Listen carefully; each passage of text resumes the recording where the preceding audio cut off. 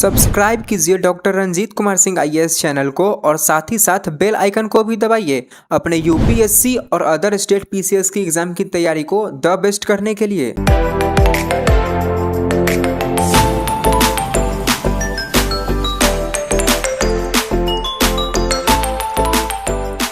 नमस्कार दोस्तों, तो आज मैं आप लोगों को बताने जा रहा हूं कि एनसीईआरटी बुक्स को कैसे पढ़ना चाहिए और एनसीईआरटी बुक्स में कौन कौन सी बुक्स लेनी चाहिए।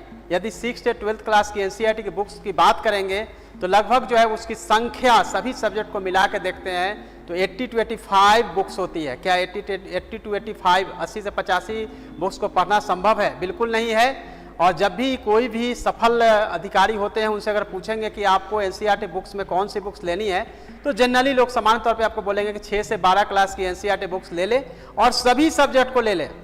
मैं आपको यहाँ बताने वाला हूँ कि आपको सभी सब्जेक्ट पढ़ने की ज़रूरत ही नहीं है, केवल 3 से 4 सब्जेक्ट ही पढ़नी है। और एनसीईआरटी बुक्स में भी क्लास कौन सी लेनी है वो आप लोग ध्यान से देख ले ताकि किसी तरह का मिस्टेक नहीं हो, क्योंकि सभी कॉम्पिटिटिव एग्जाम्स के लिए सभी कैंडिडेट लाखों करोड़ों जो है वो एनसीईआरटी बुक्स को पढ़ते हैं, लेकिन पढ़ने का तरीका क्या है और कौन सी बुक्स लेनी है इसकी जानकारी नहीं है। इसी को बताने के लिए मैं आज यह वीडियो बना रहा हूँ। सबसे पहले हम बात करेंगे जो कि सबसे अधिक क्वेश्चन कोई भी एग्जाम में आता है, ज्योग्राफी और हिस्ट्री की। तो ज्योग्राफी में 6 to 12th क्लास की एनसीईआरटी बुक्स यदि आप पढ़ते हैं और 4 से 5 बार पढ़ते हैं तो ज्योग्राफी में किसी और बुक पढ़ने की कोई ज़रूरत नहीं पड़ती है। उसी तरह से हिस्ट्री में 6 to 12th क्लास की एनसीईआरटी बुक्स को लेनी जरूरी है, लेकिन यदि आप 10th स्टैंडर्ड में हिस्ट्री की पढ़ाई अगर अच्छे से की होगी तो 9th to 12th class NCERT book से ही आपका काम हो जाता है। नेक्स्ट सब्जेक्ट की तरफ बढ़ते हैं। साइंस में 9th और केवल 10th 9 और 10 क्लास की एनसीईआरटी की बुक्स ही साइंस के लिए पढ़नी है।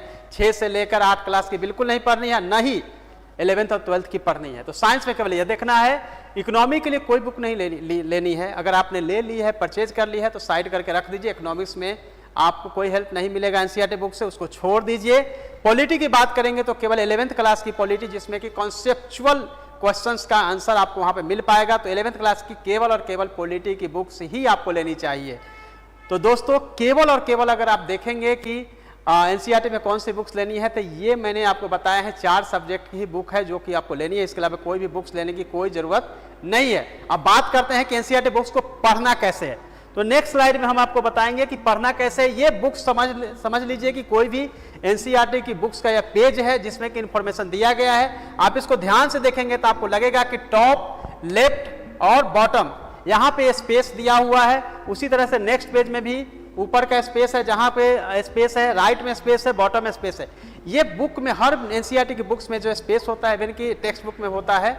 इस पेज की जो भी इंफॉर्मेशन है आप इस जगह पे आप नोट करिए रेड पेन से, आपको पूरी की पूरी जो पेज की चीज़ें हैं वो याद हो जाएगी। पॉइंट वाइज करिए। कुछ डायग्राम मैप भी बना सकते हैं। आप नेक्स्ट पेज में देख रहे हैं कि यहाँ पे एक मैप बनाया है, डायग्राम बनाया गया है। तो खास तौर से जब एनसीईआरटी पढ़ते हैं तो डायग्राम और मैप को ध्यान से देखना चाहिए, क्योंकि डायग्राम मैप को अगर आप देखते हैं, एनसीईआरटी की खासियत ही है कि डायग्राम मैप पे ही पूरी इंफॉर्मेशन होती है और काफ़ी अच्छे से दी गई होती है। कोई भी बुक्स जो है कभी भी इतने मैप डायग्राम से चीज़ों को नहीं समझाती है। बहुत ईजी होता है। एनसीईआरटी बुक्स पढ़ने के लिए किसी गुरु की ज़रूरत नहीं पड़ती है, आप खुद से पढ़ सकते हैं। बहुत ईजी होता है, इसके हिसाब से आप पढ़ाई करें। अब बात आती है कि एनसीईआरटी बुक्स का नोट्स बनाना चाहिए। बिल्कुल नहीं बनाना चाहिए, क्योंकि एनसीईआरटी के बुक्स का अगर नोट्स बनाएंगे तो बहुत सारी इन्फॉर्मेशन जो है छूट जाएगी। आप मैप डायग्राम बनाते नहीं है, केवल वन लाइनर बनाते हैं, आपको कोई फायदा नहीं होगा।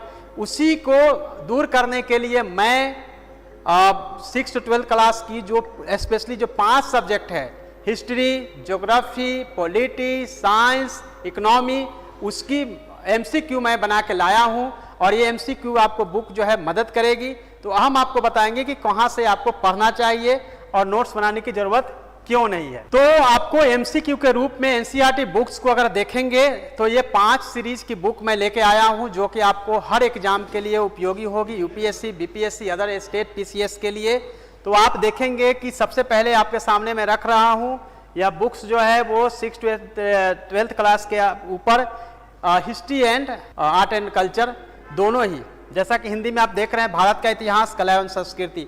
यह बुक सबसे अधिक उपयोगी है, क्योंकि कोई भी एग्जाम में देखेंगे तो सबसे अधिक एनसीईआरटी से बुक्स आती क्वेश्चंस आते हैं और इसमें जो है आपको यह बुक काफ़ी उपयोगी होने वाली है, हिस्ट्री एंड कल्चर। तो इस बुक को आप जरूर देखिएगा। क्योंकि इसमें जो है सभी जो एनसीईआरटी के क्वेश्चंस हो सकते हैं उसको इसमें समाहित किया गया है। नेक्स्ट हम बात करेंगे भारतीय अर्थव्यवस्था की। भारतीय अर्थव्यवस्था मैंने कहा था कि अभी कोई भी एनसीईआरटी बुक्स लेने की जरूरत नहीं है, लेकिन एनसीईआरटी के 6 से 12 क्लास में जो ऑब्जेक्टिव क्वेश्चंस बन सकते हैं उसका समावेश हमने इस बुक में की है, इकोनॉमी के बुक में।